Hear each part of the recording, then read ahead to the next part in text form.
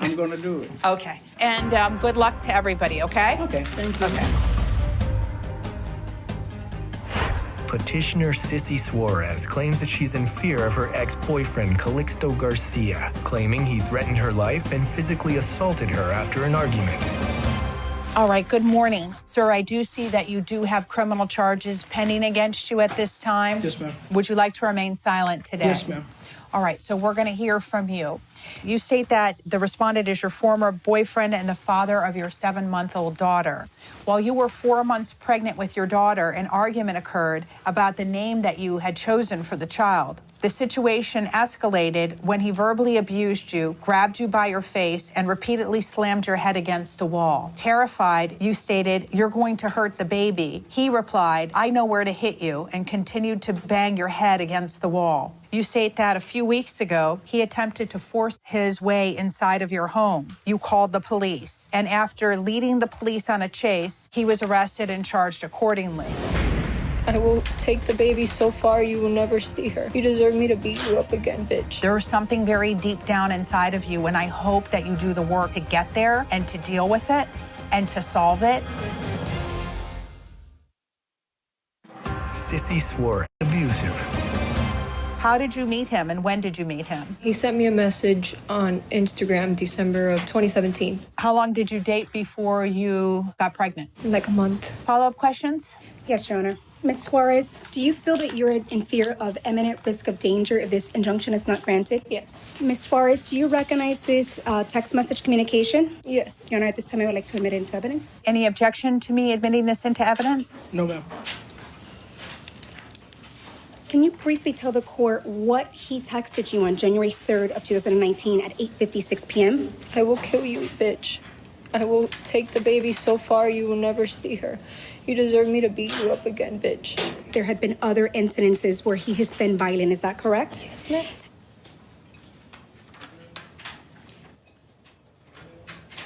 Any objection to me looking at that, sir? No, ma'am.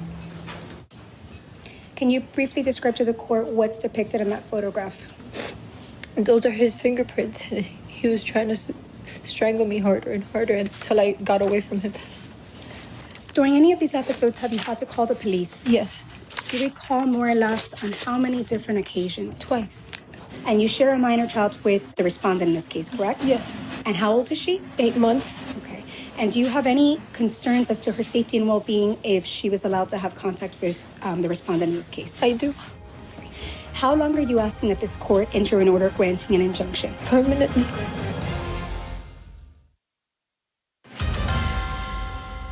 And sir, you want to remain silent? Yes, ma'am. All right, so I am going to enter a permanent injunction against you, Mr. Garcia. You need to leave her 100% alone. You understand that? Yes, ma'am. You must be 500 feet away from her at all times and 100 feet away from her car. This order is going to remain in force and effect forever. You can never have contact with her again. You are not allowed to use, possess, or carry a firearm, gun, weapon, or ammunition. If you are found with a firearm, you face 10 years in federal prison and a $250,000 fine. In addition, I'm sending you to a batterer's intervention program. You will have 24 hours to sign up for the program and 1 opportunity to complete it successfully. It's going to include a mental health evaluation and treatment if necessary, and substance abuse evaluation and treatment if necessary. I want you to get enrolled and into these programs. Once you're in the programs, it's going to also include a parenting course, and I have a feeling that you are under control of some sort. Then we can readdress the issue of spending time with your child. Okay. Until and unless I get that feeling that you are under control, then there's going to be a no contact order. So as of right now, no contact whatsoever. You are a father. You really need to do some introspection as to whatever happened to you that makes you so enraged that you take it out on other people. There is something very deep down inside of you, and I hope that you do the work to get there and to deal with it and to solve it and to face it and to move on so that you can be part of your child's life, because I'm sure your child needs you, but a child doesn't need a father that's out of control. That's the worst thing we can do, right? You understand that? Yes, ma'am.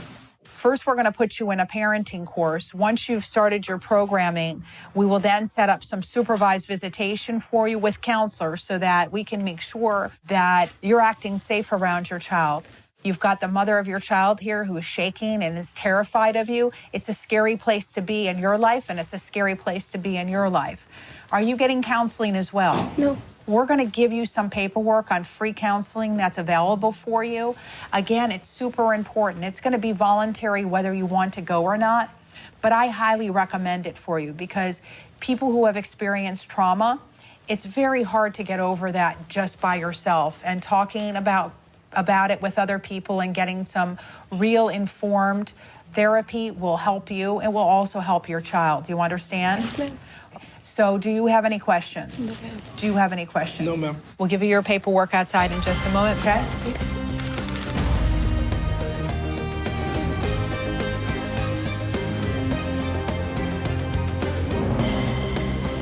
If you feel that you or someone that you know is a victim of domestic violence, don't wait any longer. Pick up the phone now and call the National Domestic Violence Hotline at 1-800-799-7233.